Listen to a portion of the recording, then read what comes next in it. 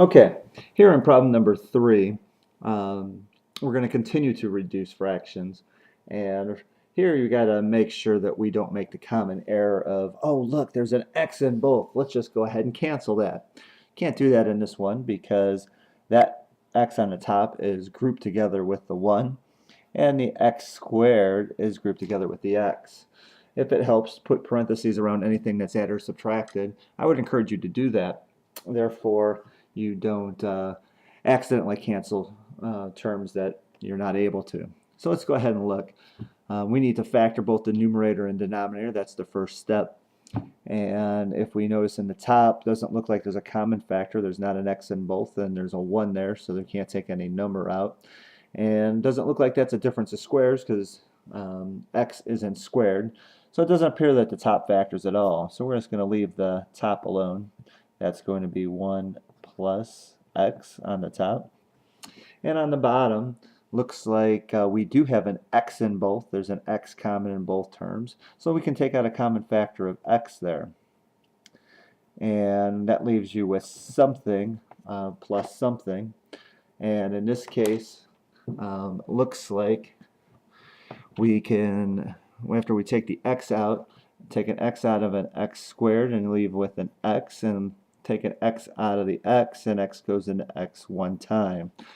And you can double check this by making sure that if you redistribute this back to both terms, you get what you started with, which we do in this particular case. And now you're just left with the canceling step. And in the canceling step, you just want to look for common factors. And although these don't look totally identical, they actually are, because 1 plus anything is the same as anything plus 1. If this was 1 plus 2 and 2 plus 1, we get the same answer. So we can go ahead and cancel these, and on the top you're going to be left with a 1 there. So your final answer here is going to be 1 over x. Okay, now on problem number 4, this one looks a little bit more complicated. The trinomial on the top looks pretty difficult to factor, but actually is not so bad. This does not look like there's a common factor all the way through. None of the terms all have x, and none of the terms all have y's. And since we do have a 1 out in front here, there's not going to be a common number there. So in this case, looks like since we have 3 terms, we're going to have to do the opposite of FOIL. Now, if we go ahead and write FOIL above this, recall that the first term has to get you the first term, the last term has to get you the last terms, and the outers and inners have to get you the middle term. So the first term here times the first term here get you the first term here, which in this case is going to be an x and an x. Then the last term here times the last term here is going to have to get you the last term there. And in this case, we don't have many options for factors of 5 other than 1 and 5. So we can go ahead and put those in, and it looks like each of them is going to need a y. So we're going to have a 5y and a y for our factors. Then, because the two numbers here have to multiply together to get you a 5, but then add together to get you a -6, looks like these will both need to be negatives. Okay. So we have x minus 5y and x minus y. Then on the bottom, looks like we have an x squared minus y squared. Now there's not a x in both and there's not a y in both, but you'll notice that both of these are squareds, and we have a subtraction sign in the middle. So it looks like this is going to factor into two sets of parentheses, which are actually conjugates. And looks like because they're conjugates, we're going to have an x and an x. We're going to have a y and a y. And then because they're conjugates, one will be plus, one will be minus. Okay. So now it's just a matter of crossing out common factors. So it looks like there's an x minus y on the top and the bottom. So we can go ahead and cross those out, which leaves you with your final answer. This term here, which is x minus 5y, over your leftover bottom term, x plus y. Now, it might not be a bad idea to leave these in parentheses so that you don't accidentally cancel these x's or cancel the y's, because neither of those terms cancel, okay? Because they're connected together by the other term by adding and subtracting, okay? So let's go ahead and do one last problem.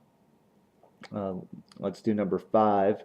And here again we have looks like a trinomial in the numerator, and then we have a binomial in the numerator. Well, for the numerator, we're going to be looking for factors of 28, which is going to give us some options, and we're not going to know exactly which ones we're going to need. It could be 128, could be 4 and 7. You're going to have some options. So in this case, what I'm going to do is I'm going to recommend going to the denominator first, because the denominator might be able to help you factor the numerator. And since the denominator only has 2 terms, this is going to be much easier to factor because you have less options. You only have difference of squares or greatest common factor. But recall, we should always check for greatest common factor first. So let's go ahead and see. It looks like there's an x in both terms, so we can go ahead and pull out an x. Since we have a 1 and a 14, we're not going to be able to take a common number out. So let's see what we're left with. We're going to have something minus something. Well, if you take an x out of x squared, you're left with an x. Take an x out of 14x, and you're just left with the 14. Oh, look at that. Is 14 a factor of 28? I believe it is. So let's go ahead and try to use that. Because we know one of these factors is most likely going to cancel, let's go ahead and try to have this factor here be the x minus 14. If that were the case, then the first term here, since this is x, obviously has to be x, because x times x has to get you the x squared. And then if this is a negative 14, and negative 14 is got to multiply by some number to get you a negative 28, this would have to be a positive 2. Well, let's go ahead and check the outer and inner terms and see if we end up with a negative 12. We've got x times negative 14, that gets you negative 14x. We've got 2 times x, which gets you positive 2x. If you add these together, well, look, you get a negative 12x, which is what we wanted. Okay? So now all we're left with is a simplifying step. We look for the common factors, which we already know is the x minus 14, which then allows you to write your final simplified fraction, x plus 2 over x. And again, it might not be a bad idea to cancel those x's there, not to cancel the x's, to put parentheses around the x so that you don't accidentally cancel the x's. Okay? So there's your final answer on that one.